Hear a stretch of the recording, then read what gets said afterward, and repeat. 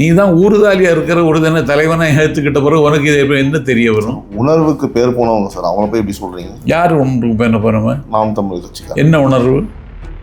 என்ன உணர்வுனா 8% ஓட்டு உணர்வு இல்லாமல் வந்தது. நேற்றைக்கு வந்து இன்னைக்கு 4 ஆயிருக்கு, நாளைக்கு 8 ஆகும், 2 ஆகும், 2 ஆகும். அப்புறம் இப்பவுமே கட்சி துண்டாகிறது. நம்முடைய சிஎம் விஜயின் முக்கியமான மகளிர் 2500 ரூபாய் திட்டம் இருக்குல்ல சார், எப்போ வந்து நடைமுறைக்கு வரப்போகுது? இந்த பட்ஜெட்டில் வந்து அது இருக்குமா சார், எதிர்பார்க்கலாமா சார்? அடுத்தபடியாக சிஎம் விஜயின் லஞ்சம் ஒழிப்பு ஆப்ரேஷனில் வந்து அடுத்த டார்கெட் வந்து நம்மளுடைய மேயர் பிரியா அப்படின்னு சொல்லி நம்ம கேள்விப்பட முடியுது சார். அது ஏன், இல்லை அது உண்மையா? டாக்ஸ் இருக்குது அப்படி கேள்விப்படுறோம், தகவல் வருது மேயர் பிரியா தான் அப்படின்னு சொல்லிட்டு. இல்லை, மேயர் பிரியா மட்டும் இல்லை, எல்லா மேயர்களும் நல்லாவே மேஞ்சாங்க. This video is sponsored by Fast Track, celebrating 25 years of excellence. Download your Fast Track app now. Cresco Cars, leading dealers of Maruti Suzuki. RR Collections, elegance in every thread. Top 4 call drivers, day or night, we drive for you. உறவுகளால் நான் உறவுகளுக்காக நான் உங்கள் CP Naveen. அனைவருக்கும் வணக்கம். இன்றைக்கி நம்ம times of ரிப்பப்ளிக்கோட time stock நிகழ்ச்சியில் முக்கிய விருந்தினர் தமிழக வெற்றி கழகத்தின் கேம்பெயின் செக்ரட்டரி மதிப்புக்குரிய நாஞ்சில் சம்பத் அவர்கள். வணக்கம். வணக்கம். வாழ்த்துங்க சார். நாம் தமிழர் கட்சியோடைய தலைமை ஒருங்கிணைப்பாளர் திரு சீமான் அவர்கள் வந்து மக்கள்லாம் வந்து ஒரு பக்கம் களத்தில் நீண்டுக்கு போராடுறாங்க, இன்னொரு பக்கம் திரையரங்களை வந்து கூடமாக போய் நிற்கிறாங்க. இதுதான் இங்கே நடந்துகிட்ருக்க ஒரு அரசியல், என்ன அவலம் அப்படின்னு சொல்லி ஒரு பக்கம் அவர் இடும்பாவனம் கார்த்திக் அவர் என்ன சொல்கிறாரு, கரூர் சம்பவத்தில் இருந்தாங்க, அப்போல்லாம் யாரும் கண்ணீர் விடல, அமைச்சர்கள்லாம் எமோஷ்னலாக, ஏன்னா அமைச்சரை தாண்டி அவங்க விஜயோடைய நம்ம சிஎம் விஜயோடைய ரசிகர்கள் இல்லையா, எமோஷ்னலாக அழுகுறாங்க கடைசி படம்னு சொல்லிட்டு நிறைய அமைச்சர் அதெல்லாம் வீடியோ சோஷியல் மீடியாவில் வைரலாக போயிட்டுருக்கு. அதை வந்து சுட்டி காட்டினா சொல்கிறாரு, அன்றைக்கி நீங்கள் யாருமே அழுவலையே, எங்கே போனீங்களாரும், இன்றைக்கி உட்காந்து அழுதுட்டுருக்கீங்களா, கொடுமடா டே அப்படின்னு சொல்லி இந்த மாதிரி விமர்சனம் வந்து ஒரு பக்கம் வந்துட்டுருக்கு. ஸோ உங்களுடைய கருத்து என்ன சார்? இல்லை, மாணவர்கள் போராடி கொண்டிருக்கிறார்கள், திரையரங்கில் ஜனநாயகன் ஓடிக்கொண்டிருக்கிறது, இது என்னன்னு சொல்லி சீமான் சலித்து கொள்கிறார். ஏன்னா எந்த இடத்துலையும் அவர் இல்லை, அவருக்கான அரசியல் தமிழ்நாட்டில் முடிந்து விட்டது. இன்றைக்கி ஜனநாயகன் ஓடிக்கொண்டிருப்ப அவரால் தாங்க முடியலை. தமிழ்நாட்டில் இன்றைக்கு அம்மனமாகி போன அரசியல்வாதிகளில் சீமான் ஒருவன். அடுத்த நகர்வுக்கு வழி தெரியாமல் ஆப்பசைத்த குரங்காய் இன்றைக்கு சிக்கி கொண்டிருக்கிற ஒரு அரசியல் அனாதை. ஒரு தள்ளிப்போன ஒரு படம் தடைகளை தாண்டி இன்றைக்கு திரைக்கு வந்திருக்கிறது. சினிமா பார்க்கிற ஆர்வம் உள்ளவர்கள் போய் பார்க்கிறார்கள். நீட்டு தேர்வை எதிர்த்து தமிழ்நாட்டில் மாணவர்கள் போராடுகிறார்கள் என்றால் போராடுவார்கள். இதில் சீமான் சங்கடப்படுவதற்கு என்ன இருக்குது? நீ தான் தாய்மாமன் சீர் வாங்கியாச்சு, இனி உனக்கு எதுக்கு சங்கடம்? இனி ஒரு மாமன் முடியுமானா மாற்றிப்பார், வேற என்ன இருக்குது இதில்? அதனால் சீமான இதெல்லாம் கருத்து சொல்லக்கூடாது. தம்பி இடும்பவனம் கார்த்திக்கு அன்னைக்கு ஆளல்லைன்னு கண்டாரா?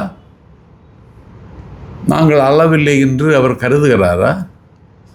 41 பேர் இறந்த அன்றைக்கு தாவேக்காவில் இருக்கிற எல்லாரும் எழுதார்கள். ஆனால் வீடியோ வரல அப்படின்றார். வீடியோ வரல, தனக்குத்தானே அழுது கொண்டார்கள். நம்முடைய அரசியல் பயணத்தில் ஒரு முக்கிய கட்டத்தை தாண்டுகிற பொழுது இப்படி ஒரு சம்பவம் நடந்து விட்டது என்று அழுதார்கள். 41 பேர் சடலமாக சரிந்து கிடக்கிற பொழுது அந்த இடத்தில் நிற்காமல் அந்த இடத்தை விட்டு திருச்சிக்கு மீண்டு சென்னைக்கு வந்ததை கடுமையாக விமர்சனம் செய்தார்கள்.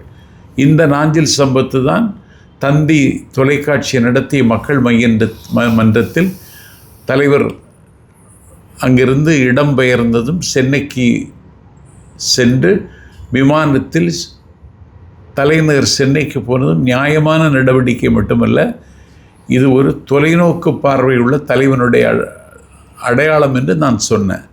அன்றைக்கு தலைவர் அந்த இடத்தில் நின்றிருந்தால் அந்த இடத்தை நோக்கி தமிழ்நாடு முழுவதும் 8 திசையிலிருந்து 16 கோணங்களிலிருந்தும் தொண்டர்கள் அங்கே திரளுவார்கள். கட்டுப்படுத்த முடியாத ஒரு கூட்டம், கடலும் திடலும் தோற்கிற கூட்டம் அங்கே குவியும். அதை கட்டுப்படுத்துவதற்கு காவல்துறைக்காலே முடியாத நிலைமை உருவாகும். மீண்டும் ஒரு நெருக்கடி, நெரிசல், தள்ளுமுள்ளல், மோதல் என்று இந்த 41 பேர் மரணம் 82ஆக உயர்வதற்கு வாய்ப்பு இருக்கிறது. ஆகவே விமர்சனங்களும் விளைவுகள் எது வந்தாலும் இப்போதைக்கு இதுதான் சரியான முடிவுன்னு எடுத்தது விஜய். அதுதான் அவர் தலைவர் என்பதற்கு அடையாளம். நாங்கள் அழலேன்னு இடும்பரம் கார்த்திக்கு முன்னாடி போய் அழணுமா? இடும்பரம் கார்த்திக்கு முன்னாடி போய் அழுதாதான் அழுகையா? இன்றைக்கு அமைச்சர்கள் அழுகிறேன்னா அவங்க இந்த மன்றத்திலே வளர்ந்த பிள்ளைகள். அவங்க பர்வேஷ் அஷ்ரப் ஆனாலும் தம்பி விக்னேஷ் ஆனாலும் இந்த மன்றத்துக்கு இரத்தமும் சதையுமாக இருந்தவர்கள். தன்னுடைய தலைவருடைய கடைசி படம் இனிமேல் படம் வராதே என்கிற ஏக்கத்தில் அழுகிறது. இது உனக்கு இதை உணர தெரியாது. நீ தான் ஊறுதாலியாக இருக்கிற ஒரு தின தலைவனை ஏற்றுக்கிட்ட பிறகு உனக்கு இது என்ன தெரிய வரும்? உணர்வுக்கு பேர் போனவங்க சார், அவங்கள போய் எப்படி சொல்கிறீங்க? யார் உணர்வுக்கு பேர் போனவன்? நாம் தமிழர் கட்சிக்காரர். என்ன உணர்வு? என்ன உணர்வுனா 8% ஓட்டு உணர்வு இல்லாமல் வந்தது. நேற்றுக்கு வந்து இன்னைக்கு 4 ஆயிருக்கு, நாளைக்கு 8 ஆகும், 2 ஆகும், 2 ஆகும். அப்புறம் இப்போவுமே கட்சி துண்டாகிறது. கட்சியில் இங்கே யார் இருக்கா? சீமான் இருக்கார்ல. சீமான் இருக்கான், அவ்வளோதான். வேறு யாரும் இல்லை. அந்த கட்சி கரை சேராது. ஒருத்தர் இருந்தால் போதும் சார்.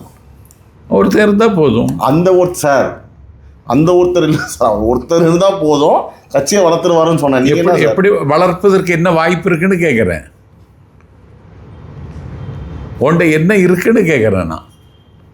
நீ ஜனநாயகன் படம் ஓடுவதை பற்றி நீ விமர்சிக்கிறே, அப்போ உன் கட்சி எப்படி வளரும்? அவர் குரல் கொடுக்காத. என்ன குரல் கொடுக்குற நீ? என்ன சார் இப்படி சொல்லிட்டீங்க? என்னது? சமூகத்துக்காகவும் தமிழீழ மக்களுக்காகவும் தமிழீழ மக்களுக்காகவும் தமிழீழ மக்களுக்காகவும் என்ன குரல் கொடுத்தாரு? எவ்வளோ பேசி எல்லாத்தையும் பேசணும்னா திரும்ப ஒரு 2 வருஷம் ஆகும் சார். அவனுக்கு பேசவே தெரியாதுங்க. பிரச்சனை என்னது? தமிழ்நாட்டில் சென்னை பல்கலைக்கழகத்தில் 5 ஆண்டு கால திமுக ஆட்சியில் துணைவேந்தரே கிடையாது. 12 பல்கலைக்கழகத்தில் துணைவேந்தர் கிடையாது. 90 அரசு கல்லூரியில் முதல்வர்கள் கிடையாது. ஒரு நாளாவது பேசியிருப்பானா சீமான்?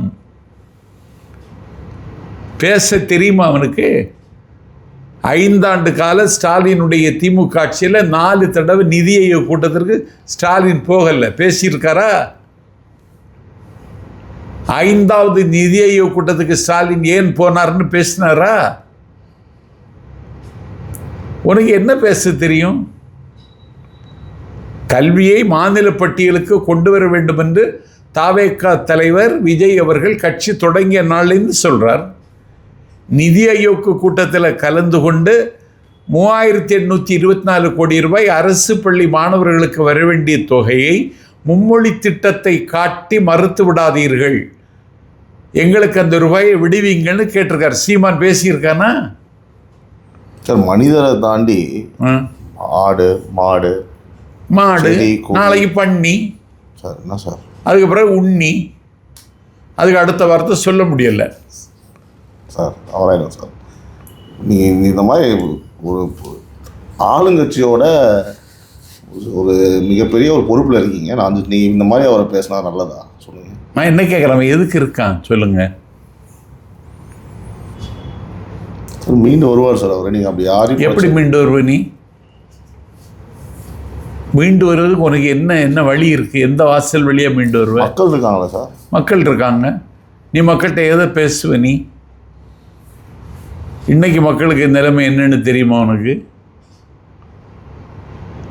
ஏதாவது உனக்கு தெரியுமா? தெரிஞ்சு பேசுறியா? உனக்கு ஒன்றுமே தெரியாது. நீ ஒவ்வொரு நாளும் எவன் தாலியை அறுக்கலான்னு திட்டம் போட்டு தாலியை அறுத்துட்டு இருக்க. உண்மையாக சார் அவர் மாதிரி இவ்வளோக்கும் நான் போலிகளை எப்போதும் இருக்கு. போலிகளை, காலிகளை, கூலிகளை எதிர்த்தும் கேள்வி கேட்டும் விமர்சித்து நான் இதுவரைக்கும் வளர்ந்துருக்கேன். அப்போ அவர் உண்மை இல்லைன்றீங்க? கண்டிப்பாக கிடையாது. அவர் பேசுறது எல்லாமே பொய் தான். பொய். அப்புறம் 8% கூட எப்படி சார் வாங்கினாரு? ஒரு மக்கள் உணர்ச்சி வசப்படுறவங்க. அதே தான் இப்போ அவர் சொல்கிறார். நீங்கள் அப்படி தான் வாங்கினீங்க. நாங்கள் அப்படி ஒன்றும் இல்லையே. நீங்கள் அவர் வைக்கிற குற்றச்சாட்டை அவர் ரிப்பீட்டாக வைக்கிறாரு. நாங்கள் உணர்ச்சி வசப்படணும்.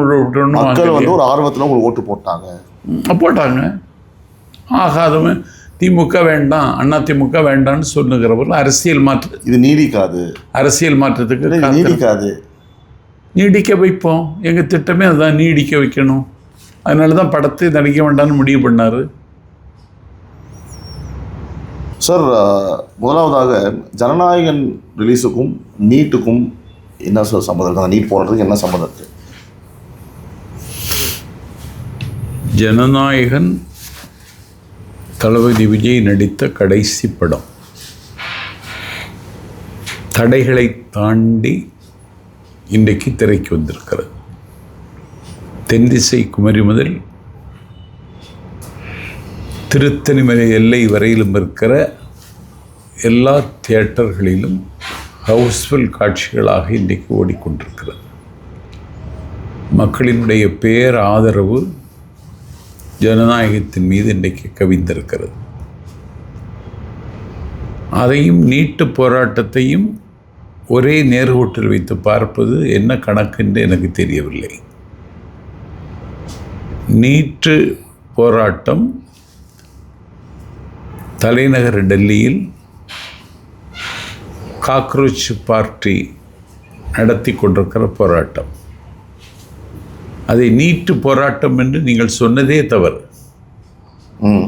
நீட் அந்த இல்லை, அந்த சம்பந்தப்பட்ட அமைச்சர் தர்மேந்திர பிரதான் பதவி விலகணும் என்கிற மனச்சாட்சி இல்லாத, நெஞ்சில் ஈரம் இல்லாத, இரக்கமில்லாத அந்த அமைச்சர் பதவி விலக வேண்டும் என்பதுதான் டெல்லி போராட்டக்காரருடைய இலக்கு.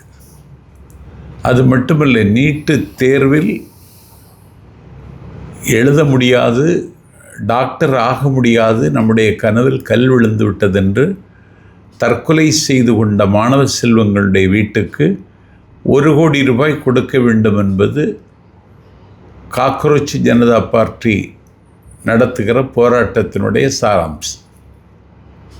இதில் நீட்டுக்கும் ஜனநாயகனுக்கும் ஒரு சம்மந்தமும் கிடையாது. ஜனநாயகன் படம் திரைக்கு வந்திருக்கிறது. மக்கள் ஆர்வமாக போய் பார்க்கிறார்கள். ஒரு பக்கம் மாணவர்கள் போராடி வருகிறார்கள் தமிழ்நாட்டில் நீட்டுக்காக. இது தமிழ்நாட்டு மாணவர்கள் போராடத்தான் செய்வார்கள், போராடத்தான் வேண்டும்.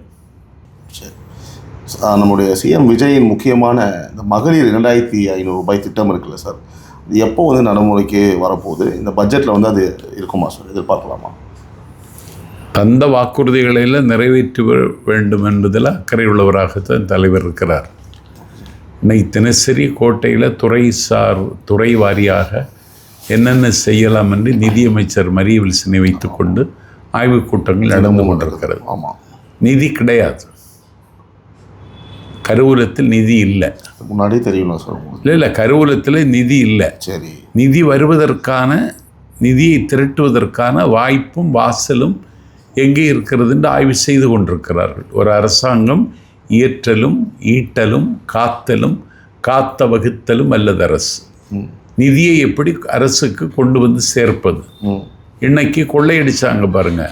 10,000 கோடி ரூபாய்க்கு சாலைன்னா 4,000 கோடி ரூபாய் கொள்ளையடிச்சான் ஏவா வேலுன்னு ஒரு மந்திரி. அவர் கொள்ளையே அடிக்கலைன்றாரு. ஆமாம், கொள்ளையடிக்கலை, 4,000 கோடி ரூபாய் எடுத்துக்கிட்டான். ரோடே போடாமல் ரோடு போட்டதான் ரூபாய் எடுத்துக்கிட்டான். ஸ்டாலினுக்கு வெள்ளியில் நாற்காலி செய்து கொடுத்தான். அவர் சம்பாதிச்ச காசில் அவர் வாங்கி கொடுத்தா உங்களுக்கு தான் வாங்கி கொடுக்கணும். நானும் எல்லா இன்டர்வியூலும் பார்க்குறேன். உங்களுக்கு மேடம் மேலேயும் சரி, இன்டர்வியூவும் சரி, அந்த வெள்ளியில் நாற்காலி வாங்கி கொடுத்தது உங்களுக்கு ஏதோ பெரிய பிரச்சனை நினைக்கிறேன். வெள்ளியில் நாற்காலி வாங்கி கொடுக்கனால கோபமா? இல்லைங்க, வெள்ளியில் நாற்காலி வாங்கி கொடுத்ததுல கோபம் இல்லை. இந்த நாட்டில் 1000 ரூபாய்க்கு வெள்ளி மூக்குத்தி வாங்கி அணிய முடியாத ஏழைகள் 50 லட்சம் பெண்கள் இருக்காங்க தமிழ்நாட்டில். கேட்டிங்களா? சிறுநீரகம் பாதிக்கப்பட்டு டயாலிசிஸ் செய்வதற்கு சூளைமேட்டிலிருந்து ஜிஹெச்சுக்கு கொண்டு வரதுக்கு ஒரு ஆட்டோ பிடிக்க வசதி இல்லாத ஏழைகள் இருக்காங்க. இந்த நாட்டில் தான் பெற்ற குழந்தை ஊனத்தோடு பிறந்ததற்கு பிறகு அந்த ஊனமுற்ற குழந்தையை பாதுகாப்பதற்கு வழி தெரியாமல் இந்த நாட்டில் வீட்டுக்குள்ளேயே முடங்கி கிடக்கிற தாய்மார்களுடைய கண்ணீர் கதறல் எனக்கு கேட்குது. இவனுக்கு வெள்ளி நாற்காலி கேட்குதா? நீங்கள் இப்போ உட்காந்துருக்கீங்களா ஸ்ட்ரைட்டாக அப்படின்னா அவர் உட்காந்தார், அதில் பார்த்தீங்களா? அதான் சொன்னேன், நான் உட்கார மாட்டார் என்று கருதினேன் அண்ணன் ஸ்டாலின். Okay okay. ஒரு 50 ஆண்டு கால அரசியல் அனுபவம் உள்ள அண்ணன் ஸ்டாலின் அந்த வெள்ளி நாற்காலியில் உட்கார மாட்டார் என்று தான் நான் கருதினேன். ஆனால் உட்கார்ந்து விட்டார். கால் மேலே காலையும் போட்டு காலுக்கு மேலே கால் போட்டு உட்கார்ந்தார். அன்றைக்குத்தான் என்னுடைய நாட்கொறிப்பில் எழுதினேன், வெள்ளி நாற்காலியில் உட்கார மாட்டீர்கள் என்று நினைத்தேன், உட்கார்ந்து விட்டீர்கள். எப்போது நீங்கள் வெள்ளி நாற்காலியில் உட்கார்ந்தீர்களோ அப்பொழுதே தமிழ்நாட்டின் முதலமைச்சர் என்கிற தங்க நாற்காலி விஜயை நோக்கி நகரத் தொடங்கிவிட்டதுன்னு அன்னைக்கு தான் எழுதினேன். அதுதான் நடந்தது தமிழ்நாட்டில். சரி, இப்போ ஏவாவேல விஷயத்தான் பேசியிருந்தோம், அப்படியே டைவர்ட் ஆகிடுச்சு. ஓகேவா? ஸோ இந்த 2500 ரூபா எப்போ வரும் அதை நீங்கள் சொல்லியே. அது ஆய்வு செய்திருக்கேன். நான் இப்படி நான் நிர்வாகத்தில் இருக்கிறவனா, அதை ஆய்வு செய்துட்ருக்காங்க. கண்டிப்பாக வந்துடுவானா? நிதியமைச்சர் அறிவிக்க போகிறாரு. எதிர்பார்க்கலாமா? தெரியல. எனக்கு நம்ம இந்த தடவை வரும்னு என்னால் அறுதிட்டு நான் படித்த படிப்புக்கு வர முடியாது, தர முடியாத சூழ்நிலை அப்படி இருக்கு. ஏன் சார் அவங்க ஆட்சியை விட்டு போகும்போது நல்ல சிறப்பான சார் கொடுத்துட்டு போனாங்க அவங்ககிட்ட இல்லையா? கடன் இருந்தது, இருந்தாலும் கூட அவங்க கொடுத்தாங்களே 1000 ரூபா கொடுத்தாங்க, நிறைய விஷயங்கள் இல்லை. 1000 ரூபா கொடுத்தாங்க, 5 லட்சம் கோடி ரூபா கடன் வச்சுட்டு போனான் அந்த எருமமாடி எடப்பாடி. இப்போ இவன் ஸ்டாலின் வந்து 10.5 லட்சம் கோடின்னாங்க. சார் என்ன சார் எரும மாடுன்றீங்க? அதை விட மோசமாக ஏதாவது இருக்குன்னா சொல்லுங்கள். 10.5 லட்சம் கோடி இவன்னு சொன்னாங்க. ஆனால் நிதியமைச்சர் மரிய வில்சன் தன்னுடைய அறிக்கையில் 13 லட்சம் கோடின்னு சொல்லியிருக்காரு. ஆமாம், 13 லட்சம் கோடி கடனில் இருக்கிற ஒரு நிர்வாகம் தான் விட்டுட்டு போனான் ஸ்டாலின். விட்டுட்டு இப்போ கூறுக்கில் போய் குளிர் காய்க்கிறான், லண்டனில் போய் முத்தம் கொடுக்குறான் மகனுக்கு. சொந்த பேரன என்ன படித்தானா? ஏன் சார்? இல்லை தெரியல, தான் கேட்குறேன். பர்சனலாக பேரன் இதெல்லாம் தவறில்லை சார். ஒரு 3 மாதம் ஒரு பட்டய படிப்பு படித்ததுக்கு அவனுக்கு முத்தம் கொடுக்கறதுக்கு லண்டனுக்கு போகிறான். பேரன் மேலே பாசம் சார், குடும்ப பாசம். துர்காவதியும் ஸ்டாலின். ஆமாம் சார், என்றைக்குமே ஒரு குடும்ப தலைவராக அந்த குடும்ப பாசத்தில் தான் இந்த கட்சி இன்னைக்கு குட்டிச்சு வராச்சு. இந்த குடும்பமே இருக்கக்கூடாதா? குடும்பம் இருக்கலாம், அப்புறம் குடும்பம் இருக்கலாம். எல்லாத்தையும் விமர்சிச்சா எப்படி சார்? அதானுங்க, அந்த பையன் யாருன்னு தெரியுமா? இப்போ யார் சார்? அந்த இன்ப நிதி அவரோட பேரை முரசொலி. அவன் தான் இப்போ நிர்வாகி. அவன் நிர்வாகி ரெட் ஜெயண்டோட. ஆமாம், ரெட் ஜெயண்ட் நிர்வாகி. நிர்வாகி. ஆமாம் சார். முரசொலி என்கிற யாரும் படிக்காத பத்திரிகைக்கு இன்னைக்கு 750 கோடி ரூபாய் இருக்கு. நீங்கள் படிச்சிருக்கீங்களா முரசொலி? நான் படிச்சது இல்லை, ஆனால் யாருமே படிக்கலன்னு சொல்லக்கூடாது. யாரும் படிக்கிறது இல்லை. அப்புறம் என்ன பண்ணுறாங்க? பிரிண்ட் பண்ணி கொடுத்துட்றது. எங்கே? கடைக்காரன்ட்டு கொடுத்துட்றது. அப்புறம் யாரும் படிக்கலன்றீங்க? கட்சிக்காரன்ட்டு சந்தா வாங்கி கொடுத்துட்றது. அவ்வளோ படிப்பாங்க. சந்தா வாங்கி வீட்டில் கொண்டு போடுவான் போஸ்ட்மேன், அது அதிலே கிடக்கும். வீடு பெருக்கும்போது அதையும் சேர்த்து பெருக்கிடுவாங்க.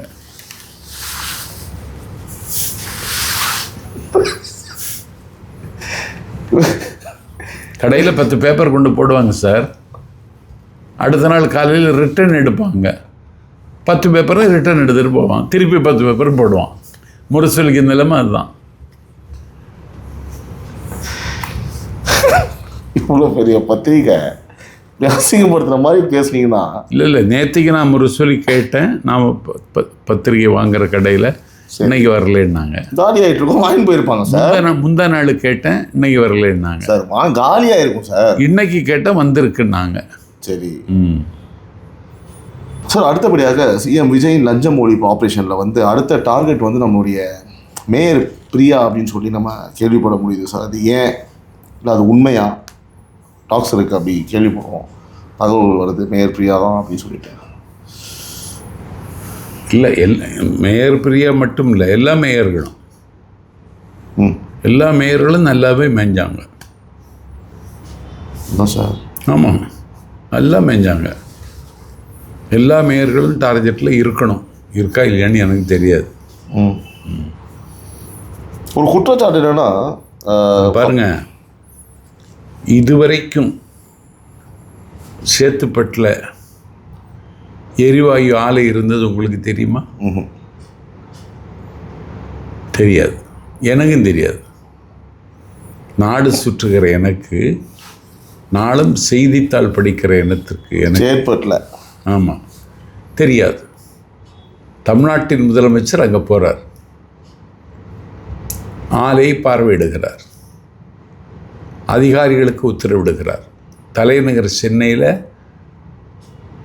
இருக்கிற குப்பைகளை மக்கும் குப்பை, மக்கா குப்பை என்று ரெண்டாக பிரித்து மக்கும் குப்பைகளிலிருந்து எரிவாயுவும் மின்சாரமும் தயாரிப்பதற்கு உடனடியாக திட்டமிடுங்கள்னு முதலமைச்சர் சொல்கிறார். எங்கள் முதலமைச்சர் என்ன தெரியும்னு கேட்டவன்லாம் இருக்கான். இதெல்லாம் ஸ்டாலின் தெரியாதுன்றீங்களா? தெரியாது. சேத்துப்பட்டில் அப்படி ஒரு ஆலை இருக்கிறதே அவருக்கு தெரியாது. இதுக்கு முன்ன ஒரு தான் இருந்தான் பாருங்க, எடப்பாடி சார். அவன் சரிங்க சார், நான் வேற சிரிக்கிறேன் அப்படின்னு நினைக்க போகிறாங்க சார். கொஞ்சம் மரியாதையாக பேசுங்க சார். தலைவர் இல்லை சார், உரிமையில் வேணாம் சார். அவர் சேர்த்துக்கோங்க.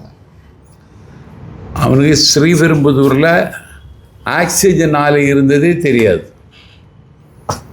திருக்கழுக்குன்றத்தில் ஆக்சிஜன் ஆலை இருந்ததே தெரியாது. மரணத்தின் மடியில் இந்த மண்ணின் மைந்தர்கள் இருக்கிறார்கள். கொரோனா என்கிற கொள்ளை நோய் காவு வாங்குகிறது. கொரோனா என்கிற கொள்ளை நோய்க்கு சிகிச்சை அளிக்க வேண்டுமானால் ஆக்சிஜன் தேவைப்படுகிறது. அவன் ஆக்சிஜன்னா என்னன்னு கேட்டான். அவனுக்கே ஆக்சிஜன் கொடுக்கணும். யார்கிட்ட கேட்டாரு? அப்படி ஒரு முதலமைச்சர் இருந்தான். இவனுக்கு ஸ்டாலினுக்கு என்னாச்சு தெரியலை. இன்னைக்கு எங்கள் முதலமைச்சர் அங்கே சேத்துப்பட்டில் போய் மக்கும் குப்பை மக்கா குப்பைன்னு சொல்லி, ஏன்னா வளர்ந்த நாடுகளில் பூரா இன்றைக்கி அவர்கள் இதில் மின்சாரத்தை தயாரிக்கிறார்கள். நமக்கு மின்சாரம் தயாரிப்பதற்கான வாய்ப்புகள் மிக குறைவு. அனல் மின் நிலையம், புனல் மின் நிலையம் நம்பித்தான் நம்ம நாட்களை நகர்த்த வேண்டியது இருக்கிறது. இன்றைக்கி இதுக்கு ஒரு இதை எங்கள் தலைவர் தான் சொல்லியிருக்கார். மாநகராட்சி மேயர் தங்கை பிரியாவுக்கு இதெல்லாம் தெரிய வாய்ப்பில்லை. அவங்க நிர்வாகத்துக்கு தலைமை தாங்கினாங்க. அது யார் அவங்கள இயக்குனாங்க, அந்த பணம் எல்லாம் எங்கே போச்சுன்னு இனிமேல் விசாரித்தா தெரிய வரும். இந்த குதிரை பேரம் பற்றி இந்த எம்எல்ஏக்கள் ஒரு 10 பேர் அட்வான்ஸ் வாங்கிட்டாங்க உண்மைதான் அப்படின்னு சொல்லிட்டு நிறைய ஜேர்னலிஸ்ட் பேசுகிறத கேட்டோம். முக்கியமான சோஷியல் மீடியாவில் நம்ம பார்த்தோம் சார். டபுள் கேம் ஆடுற எம்எல்ஏக்கள்லாம் இருக்காங்களா? அது எப்படி விஜய் அவர் ஹேண்டில் பண்ண போகிறாரு? இல்லை, அப்படி ஒரு முயற்சியை மேற்கொள்ளலாமா என்று பார்த்து அதற்கான ஒத்திகை பார்த்துருக்காங்க. ஆனால் உங்கள்கிட்ட நான் சொல்கிறது, ஒரு மிகச் சாமானியனை எம்எல்ஏ என்கிற உயரத்துக்கு கொண்டு வந்த கட்சி தாவேக்கா, கொண்டு வந்த தலைவர் Vijay sir. Sorry sir, inter பண்ணுறது. இதில் நல்லா புரிஞ்சுக்கோங்க சார். விஜய் சார் கூட ட்ராவல் பண்ணவங்க இது நிறைய பேர் கிடையாது. புதுசாக வந்தாங்க தெரியுமா, அப்புறம் மற்ற கட்சியில் வந்தாங்க, அவங்க தான் நிறையா இருக்காங்கன்ற மாதிரி நம்ம கேள்விப்படுறோம். அந்த ஒரு நான் தகவல் சொல்லிடுறேன். இல்லை, அப்படி இருந்தாலும் அவங்க அந்த முடிவை எடுக்க மாட்டாங்க. அட்வான்ஸே வாங்கினதா சொல்கிறாங்களே சார். இல்லை, இது உண்மையாக சார்? இது இந்த மாதிரி ஒரு பேச்சு இருக்குது. இல்லை, அப்படி ஒரு பேச்சு இருக்குது. அது தரகு வேலை பார்க்குறவனுக்கே 2 கோடி ரூபா வாங்கி வச்சுக்கிறானுங்க அப்படின்னு அப்படியெல்லாம் வருது. ஆமாம் சார். ஆனால் தாவேக்காவில் இதனால் எந்த சரிவையும் யாரும் ஏற்படுத்த முடியாது. ஓகே, இப்போ அவங்க மேலே ஆக்ஷன் கண்டிப்பாக பிஹைண்ட் த சீன் உங்களுக்கு யார் எடுக்கணும் ஆக்ஷன்? விஜய் சார். இப்போ நான் எம்எல்ஏ யாருன்னு சார், இந்த மாதிரி ஒரு விஷயம் வருது சார். உங்களுடைய இன்டெலிஜென்ஸ் டீம் கிட்ட நீங்கள் சொல்லி யாருன்னு பார்த்து விசாரிச்சு அதெல்லாம் பண்ணுறீங்களா, எடுப்பீங்களா, களை எடுக்க போகிறீங்களா? எனக்கு தெரியாது, அது ஐடியா இல்லை உங்களுக்கு. ஸோ அதே மாதிரி கவுன்சிலர்கள்லாம் வேலை செய்ய விடாமல், அதாவது கவுன்சிலருக்கு மக்கள் பணி செய்யாமல் எம்எல்ஏ நம்ம அதாவது தாவேக்கா எம்எல்ஏக்கள் ஏதாவது செய்ய போனால் கூட அதை தடுக்கிறாங்க அப்படின்னு சொல்லி பயங்கரமான குற்றச்சாட்டுக்கு நம்மளுடைய சரத் இருக்கார் இல்லையா அமைச்சர், அவர் சொன்னார், ஒரு மந்திரியாக இருந்து கூட என்னால் இறங்கி என்னுடைய மக்களுக்கு நல்லா செய்ய முடியல கிரவுண்ட் லெவலில் அப்படி. அந்த குற்றச்சாட்டு உண்மையா சார்? உண்மைதான். சென்னை மாநகராட்சியில் உண்மைதான். அதே வர்ற தேர்தலில் எல்லாத்தையும் காலி பண்ணி விட்டுருவோமே சார். எல்லா மேயரும் அவங்க தான் அடி பண்ணுறாங்க சார். மேயரை அடிக்க போகிறாங்களா? ஜெயிப்போன்றாங்க சார். ஒன்றும் செய்ய முடியாது. ஒன்றும் செய்ய முடியாது. ஒரு வாட்டி தான், அதாவது 8ஆம் தேதி தேர்தல், 7ஆம் தேதி ஜனநாயகத்தை திரையிட்டால் அவ்வளோதான், முடிஞ்சு போச்சு. என்ன சொல்கிறாங்கன்னா, படையப்பா படம் பார்த்தீங்களா சார்? திரைப்படம்லாம் பார்த்தது இல்லை இல்லை, படையப்பா பார்க்கல. படையப்பா பாருங்க, அந்த துண்டு ஒரு வாட்டி தான் விழும், ஒரு சீன் ஒன்று வரும் சார். ஒரு வாட்டி தான் துண்டு தவறும் சொல்லி ஸ்டைலாக 2வது வாட்டி அப்படி போடும்போது துண்டு கல்ல தோலில் விழுந்துடும். அந்த மாதிரி தான் அவங்க சொல்ல வராங்க. ஒரு வாட்டி தான் மிஸ் ஆகும், எல்லா வாட்டியும் நீங்கள் அப்படி ஜெயிக்க விட்டுற மாட்டோம். வாய்ப்பே இல்லை, எல்லாத்தையுமே நாங்கள் பார்த்துட்டோம், என்னன்றது நாங்கள் கண்டுபிடிச்சிட்டோம், முடிஞ்சா சார் சபதமே விட்டாங்களே சார், முடிஞ்சா நீ ஜெயிச்சு காட்டுன்னு சொல்லிட்டு. இல்லை 6 மாதத்தில் கவிழ்ந்துருன்னு வேற சொல்லிட்டு இருக்காங்க. இது ஆட்சி தாவே காட்சி. ஆமாம் ஆமாம் ஸ்டாலின் சொல்கிறாரு. 6 மாதம் வரைக்கும் அவர் திமுக தலைவராக இருப்பாருங்கிறதே டவுட்டு. திமுகவில் அப்படி ஒரு போர் நடந்துச்சு. என்ன சார் சொல்கிறீங்க? ஏன் சார்? ஸ்டாலின் அந்த இடத்துல இந்த அகற்றிட்டு அந்த இடத்துல கனிமொழியை கொண்டு வைக்கணும்னு முடிவெடுத்துட்டாங்க. அப்படியா? ஆமாம். உதயநிதிக்கெல்லாம் அந்த கட்சிக்கு தலைமை தாங்கிற தகுதி இல்லை. எதிர்கட்சி அவர் தலைவராக இருக்கார் உள்ள, வேறு வழி கிடையாது, போட்டிருக்காங்க. எதிர்கட்சி தலைவர் போடுறதா இருந்தால் 3 முறை முதலமைச்சராக இருந்த ஓபிஎஸ் போட்டிருக்கலாம். எதிர்கட்சி தலைவர் போடுறதா இருந்தால் 86 யூனியன் சேர்மன் ஆத்தூரில் ஐ பெரியசாமி, 86 யூனியன் சேர்மன், 89 ஆத்தூர் தொகுதி எம்எல்ஏ, இன்னைக்கு வரைக்கும் ஆத்தூர் தொகுதி எம்எல்ஏ, கட்சியினுடைய துணை பொதுச்செயலர், அவருக்கு கொடுத்துருக்கணும். எதிர்கட்சி தலைவர் பதவி கொடுக்கிறதா இருந்தால் தொடர்ந்து ஒட்டஞ்சத்திரத்தில் வெற்றி மேல் வெற்றி குவித்து வருகின்ற சக்கரபாணிக்கு கொடுத்துருக்கணும். கொடுக்கலை. கருணாநிதி குடும்பத்தில் உள்ளவனுக்கு தான் அனுபவிக்க தகுதி இருக்குது. எல்லாத்துக்கும் காரணமானவங்களும் கொடுத்துருக்காங்க. கருணாநிதி குடும்பத்தில் உள்ளவங்களுக்கு தான் காலங்காலமாக பதவி. இதுக்கெல்லாம் அவங்க காரணம் சார். இப்போ நீங்கள் சொன்னீங்களே சார், ஒட்ட நட்சத்திரம், ஆத்தூர், இதெல்லாம் ஜெயிச்சதுன்னா அது பிராண்டு. என்ன பிராண்டு? என்ன பிராண்டு? என்ன பிராண்டு? ஸ்டாலின்ற பிராண்டு, கலைஞர் அப்படின்ற பிராண்டு, உதயநிதின்ற பிராண்டு. அதனால தானே ஓட்டு விழுந்தது. உதயநிதிக்கு ஆத்தூரில் செல்வாக்கு இருக்காமா? தமிழ்நாடு முழுக்க இருக்கும்ல சார்? ஒரு இடமும் கிடையாது. ஒரு இடமும் செல்வாக்கும் கிடையாது, புண்ணாக்கும் கிடையாது. அவர் ஏற்றுக்கவே இல்லைன்றீங்க மக்கள்? ஏற்றுக்கவே மாட்டாங்க. திமுக காரனே ஏற்றுக்கிடல, மக்கள் எப்படி ஏற்றுக்குவாங்க? கனிமொழி தான் அடுத்த எதிர்கட்சி தலைவரா? அப்படி ஒரு சூழல் உருவாகிட்டு இருக்கு. உண்மையா சொல்லுது? உருவாகிட்டு இருக்கு. அதிமுக அடுத்த தலைவர் தனுஷுங்கிறாங்க. என்ன தரீஸ்? ஆமாம், சிங்கப்பூரில் போய் தனுஷை சந்தித்து அதிமுக நீங்கள் தலைமை தாங்கணும்னு சொல்லி போய் கேட்டிருக்காங்க. அவரும் ஒத்துக்கிட்டார் தனுஷும். சார் எது என்னமோ சொல்லுறீங்க. அதான் நீங்கள் படிக்கிறது இல்லை, தேடுறது இல்லை சார். அந்த மாதிரி ஒரு விஷயம் வந்தது சார். தனுஷ் வந்து பார்த்தீங்கன்னா தெளிவாக சொல்லிட்டாரு, இது கட்சி கொடிலாம் கிடையாது, காலங்காலமாக இருக்கிற கொடி. ஏதோ ஒரு விஷயம் வந்து கூப்பிட்டு கஸ்தூரி ராஜாவிட்டே கேள்வியே கேட்டுட்டாங்கங்க தனுஷுக்கு அப்பாட்ட, உங்கள் மகனுக்கு அப்படி ஒரு ஐடியா இருக்கா அரசியலில் வர? தனுஷ் சொல்லலை. தனுஷ் சொல்லலை. இல்லை கஸ்தூரி ராஜாட்ட கேள்வி கேட்குறாங்கன்னா புகை எரியாமல் புகை வருமா சார்? அப்படி ஒரு புகை வந்தாச்சு. தனுஷு அதிமுகவுக்கு தலைமை தாங்க போகிறாருங்கிறது உண்மை. ஓஹோ. ஆனால் நான் கேள்விப்பட்டது சார், சூர்யா வராருன்னு கேள்விப்பட்டேன். உண்மையாக தான் சூர்யாவுக்கு தகுதி உள்ளவன். சூர்யா வந்து கட்சிக்கு வராரு, அதிமுகவுக்கு வராருன்னு நான் கேள்விப்பட்டேன் சார். இது ஒரு தகவல், உண்மையான தகவல். இது சினிமா வட்டாரங்களில் ஒரு முக்கியமான ஒருத்தர் எனக்கு சூர்யா சர்வீஸ் பண்ணிட்டு இருக்காரு. ஆமாம். அகரம் என்கிற மாணவர்களுக்கு ஆமாம் நிறைய பண்ணியிருக்காரு. உண்மையாக தகுதி உள்ள. ஆமாம் ஆமாம். மானத்தமிழன். ஆமாம். வந்தால் நல்லது தான். ஆனால் தனுஷுக்கு தகுதி இருக்கு. தனுஷ் தான் வரப்போறாருங்கிறாங்க. அவருக்கும் தகுதி இருக்குல்ல சார்? யாருக்கு? தனுஷ்க்கு. ஆமாம், அவருக்கு அழகுக்கு வரணும்ல. ஏன் சீரியஸாக சொல்லுங்க தம்பி? தனுஷுக்கு அந்த ஆர்வம் இருக்குங்க. கஸ்தூரி ராஜாட்ட கேள்வி கேட்டாங்க, எரியாமல் புகையாது. அதனால் அதிமுக தலைமையிலும் திமுக தலைமையிலும் ஒரு மாற்றம் வருவதற்கான சூழல் தமிழ்நாட்டில் கனிந்திருக்கிறது. கடைசியில் வேறு வழி இல்லாமல் இப்படி இறங்கினா தான் உண்டு அதிமுக. ஆமாம். இப்போ எடப்பாடியை வச்சுட்டு ஒன்றும் பண்ண முடியாது. அப்போது எடப்பாடி வச்சுட்டு ஒன்றும் பண்ண முடியாது. யாராவது கட்சியை விட்டு போகிறாங்கள? கவலைப்படுறானா சார்? சார் கவலைப்படுறாரு சார்? பட மாட்டேன் சார். திமுகவை விட்டு சம்பத்து போகிறார். திமுகவில் பிரச்சனை. அண்ணா சொன்னார், என் காதில் புண்ணு, சம்பத்துங்கிற கடுக்கனை நான் கழற்றி விட்டேன். புண் சரியாகும் பொழுது கடுக்கனை எடுத்து மீண்டும் மாட்டிக்கொள்வேன் அப்படின்னு அண்ணா சொன்னார். இவன் அந்த கட்சிக்கு இவனை விட தகுதி உள்ளவன் தலைமை தாங்கிறதுக்கு சி விஜயபாஸ்கர். அவன் போகும்பொழுது கூட அவன் கவலைப்படலை. கரூரில் வெற்றி பெற்றார் எம்ஆர் விஜயபாஸ்கர். இந்த துயரத்தை தாண்டி அங்கே தாவேக்கா வெற்றி பெறல, அதிமுக வெற்றி பெற்றது. அவர் போகும்பொழுது அவன் கவலைப்படலை. போனால் போகட்டும் போடா, இந்த கட்சியில் நிலையாய் இருந்தவன் யாரடா, ஆட்சி அமைத்தவன் அழைக்கின்றான், இல்லை என்றால் அவன் விடுவானான்னு பாடிட்டு இருக்கான் எடப்பாடி.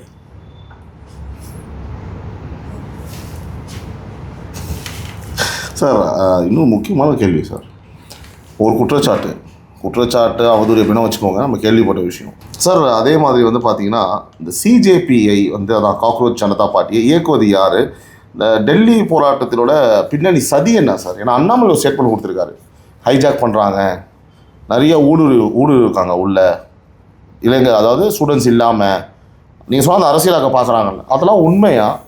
பிஜேபி கட்சி தான் அதை செய்கிறதுன்னு ஒரு தகவல் நம்ம கேள்விப்பட்டது என்ன சார், அதையும் சொல்லிடுறேன் சார். எல்லாம் சோர்சஸ் கேள்விப்பட்டது, அம்பானி ஃபண்டிங் பண்ணி நீங்கள் இதை பண்ணுங்க அப்படின்னு சொல்லி சப்போர்ட் பண்ணி நாங்கள் காங்கிரஸை உள்ளே கொண்டு வரோம் அப்படின்னு சொல்லிட்டு, ஏன்னா இருக்கலாம்ல சார், வாய்ப்பு இருக்குது. இந்த மாதிரி டாட்ஸ் கனெக்ட் பண்ணுறது வாய்ப்பு இருக்குல்ல சார். ஸோ ஏன்னா பொருட்செலவு சார், இல்லை பணம் வேணும். மோடி யாரும் ஒன்றும் செய்ய முடியாதுன்னு நினச்சிட்டு இருந்தோம். ஓகே, இப்போ அதை கரப்பாம்பூச்சி செய்யுது, அவ்வளோ சார். டிஎம்கே பாஜக நாம் தமிழர் கூட்டணி உறுதியா? எதற்காக இந்த கூட்டணி? ஏன்னா இப்போ ரீசெண்டாக பாருங்கள் சார், டிஎம்கே பிஜேபி பற்றி சீமான் வந்து சும்மாவே வாய் திறக்க மாட்டார், இப்போ பேசுகிறதே கிடையாது. பிஜேபிக்காரங்களை வந்து கேட்டால் நம்ம இன்டர்வியூ எடுக்கும் போதே கேட்குறோம், சேர்ந்தா என்ன தப்பு அப்படின்னு கேட்குறாங்க.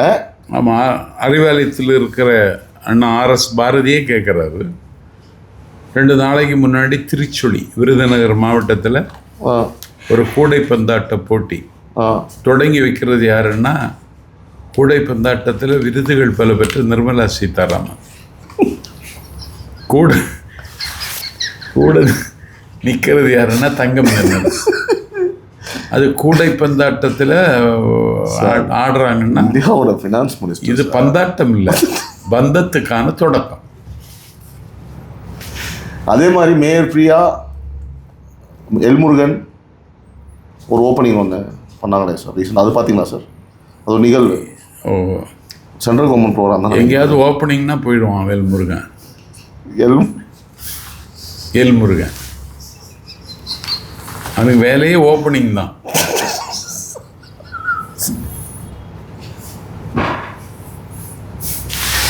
மத்திய அமைச்சர் என்ன செல்வாக்கு தெரியுமா அவினாசியில் சார்?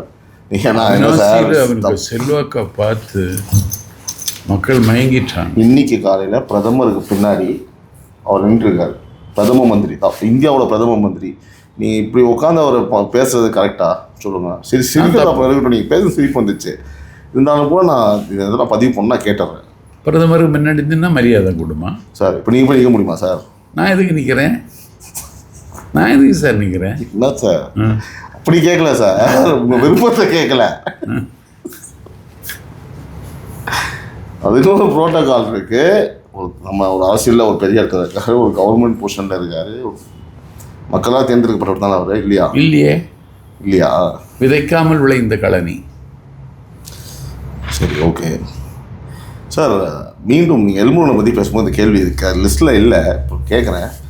மீண்டும் பாஜகவிற்கு எல்முருகன் வந்து பார்த்தீங்கன்னா மாநில தலைவராக உள்ள வரதுக்காக வந்து பேசிகிட்டு இருக்காரு, புஷ் பண்ணிகிட்டு இருக்காரு அப்படின்னு சொல்லிட்டு சோர்சஸ் வந்தது. நம்மளுடைய ஜூனியர் விகடன்னு நினைக்கிறேன், அதில் வந்து ஒரு ஆர்டிக்கலே போட்டிருக்காங்க. 2 பேரை வந்து அடிப்படுது. ஒன்று வந்து அஸ்வத்தமன், இன்னொன்று வந்து எல்முருகன். மீண்டும் எல்முருகன் வந்து அவருடைய அந்த காஸ்ட் இருக்கு இல்லையா சார், அதை வந்து இந்த சமுதாய ஆளை நீங்கள் போடணும், நான் 4 சீட்டு பெற்று தந்தேன் இல்லையா, நான் வேலையாக நான் தான் ஸ்டார்ட் பண்ணி வச்சேன், அங்கே தான் எல்லாமே ஸ்டார்ட் ஆச்சு அப்படின்னு சொல்லி என்னை கன்சிடர் பண்ணுங்கன்னு அவர் கேட்கறதாக ஒரு தகவல் இருக்குது. உங்களுடைய கருத்து சார்? கடவுளே பிஜேபிக்கு வந்தாலும் தமிழ்நாட்டில் பிஜேபி வளராது. கடவுளே ஒரு முடிவெடுத்து நான் பிஜேபிக்கு போகிறேன், தமிழ்நாட்டில் பிஜேபிக்கு வராது. இது யாருக்கு தெரியாட்டாலும் அண்ணாமலைக்கு தெரிஞ்சிருச்சு. நான் கேட்குறேன், 11% ஓட்டு இருந்துன்னு சொல்லி இப்போ 3% ஆயிடுச்சு. அந்த கட்சியினுடைய மாநில தலைவர் நயனார் நாகேந்திரன் சாத்தூரில் சாய்ந்தார். அந்த கட்சியினுடைய தேசிய மகளிர் அணி செயலாளர் வானதி சீனிவாசன் கோவை வடக்கில் வீழ்ந்தார். அந்த கட்சியினுடைய பிரபலமான முகம் தமிழிசை சவுந்தரராஜன் மயிலாப்பூரில் தோற்றார். அந்த கட்சி நீங்கள் எப்படி வளரும்? எதை சொல்லி வளர்ப்பீங்க? மோடிக்கு 56 இன்ச்சு மார்பு இருக்குன்னு சொல்லி வளர்ப்பீங்களா? எதை சொல்லி வளர்ப்பதற்கு உங்களுக்கு வாய்ப்பு இருக்குது? சொல்லுங்கள். மக்களுக்கு செஞ்ச நல்ல பணியை சொல்லி வளர்ப்பாங்க. என்ன நல்லது செஞ்சாங்க? இந்திய மக்களுக்கு எவ்வளோ அவங்க திட்டமிங்க நிறையா வந்து லைவ்ல இருக்குது சார். நாங்கள் சொல்கிறதுக்கு ஆள் இல்லை சார். இல்லை என்னன்னு உங்களுக்கு தெரியும்ல. சார் இப்போது பிரதமர் மோடியோட அந்த வீட்டு எல்லாருக்குமே வழங்கியிருக்காரு, சரிங்களா? நீங்கள் அந்த ஜல்ஜீவன் திட்டமாக இருக்கட்டும், ஊரில் வந்து கிராமப்புறங்களில் தண்ணி, இந்த மாதிரி முக்கியமாக அதே மாதிரி அந்த ஹாஸ்பிட்டலில் அவருடைய அந்த மருத்துவ அட்டை மருந்தகம் மோடி, இது வந்து உண்மையாகவே சொல்கிறதுக்கு ஆள் இல்லை சார். இந்தியா லெவலில் அவங்க காமனாக இது பண்ணுறாங்க. ஏன்னா எல்லா பேரும் ஹிந்தியில் வச்சிடுறாங்க. இங்கே இருக்கும் புரிய மாட்டேங்குது. கேட்டீங்க நான் சொல்கிறேன் சார். மோடி ஆட்சியில் மக்களை ஈர்க்கிற மாதிரி எந்த திட்டமும் கிடையாது. மக்களை ஈர்க்கிற திட்டம் தருவதற்கான இந்த மக்கள் மீது உள்ள ஒரு பற்றெல்லாம் பிஜேபியில் இருக்கிற யாருக்கும் இருக்க வாய்ப்பில்லை. அவங்க ஒரு மோசமான சித்தாந்தத்திற்கு உயிர் கொடுப்பதற்கு ஒரு வெறுப்பரசியலை கக்குகிறவர்கள். அவங்க தமிழ்நாட்டில் ஈடுபடவே கூடாதா சார்? ஈடுபடவே செய்யாது. அவங்களுக்கு கட்சியை வளர்க்கணுன்னா கைலாசா போகலாம். என்ன சார், அங்கே நித்யானந்தா இருக்காங்க, அங்கே போய் வளர்க்கலாம். அண்ணாமலை அவர்களுடைய முதல் ஸ்டேட்மெண்ட் பார்த்தீங்களா சார்? இன்ட்ரெஸ்டிங்காக, ஏன் பாஜக அமைதி காத்தது இவ்வளோ நாள்? இவ்வளோ தூரம் வந்து ஹராஸ் பண்ணுறாங்க, அடிக்கிறாங்க, இதை முதலே பேசியிருக்க வேண்டியதானே, முதலே சொல்லியிருக்க வேண்டியதானு கேட்குறாரு. இது எப்படி பார்க்குறீங்க சார்? இல்லை, அண்ணாமலை ஸ்டேட்மெண்ட் எல்லாம் அர்த்தபூர்வமாக இருக்கிறது, அவருடைய கவனத்தையும் இருக்கிறது. நான் அமெரிக்காவுக்கு போயிருந்தால ஜூலை திங்கள் 3ஆம் தேதி அண்ணாமலை பேசினார், 4ஆம் தேதி நான் பேசினேன். 3ஆம் தேதி அவர் பேசுகிற அன்றைக்கு 4000 பேர் அமர்ந்திருந்த அந்த சபை அப்படியே அட்டென்ஷன் ஆச்சு. 4ஆம் தேதி நாஞ்சில் சம்பத்துங்கிற நான் பேசுகிற பொழுதும் 4000 பேர் அமர்ந்த சபை அட்டென்ஷன் ஆச்சு. அதனால் கவனிக்க தகுந்த இடத்தில் அண்ணாமலை இருக்கிறார். அவருடைய அரசியலுக்கு தமிழ்நாட்டில் ஒரு மதிப்பு வரலாம். ஜனநாயக படம் பார்த்தீங்களா சார்? இன்னைக்கு காலையில் ஆல்பர்ட் தேட்டரில் போய் பார்த்தேன். கடைசியாக என்ன படம் சார் பார்த்தீங்க ஜனநாயகத்துக்கு முன்னாடி? ஜனநாயகத்துக்கு முன்னாடி நான் வேற ஒரு படம் பார்க்கல. நான் பொதுவாக ஆனந்த விகடன் பத்திரிகைகள்லாம் படித்து விமர்சனம் பார்த்து தான் படத்துக்கு போவேன். நான் அது பார்த்து என்னை பாதித்த படம் வாழை, லப்பர் பந்து, டூரிஸ்ட் ஃபேமிலி, பெருங்கோபமும் தீரா காதலும்.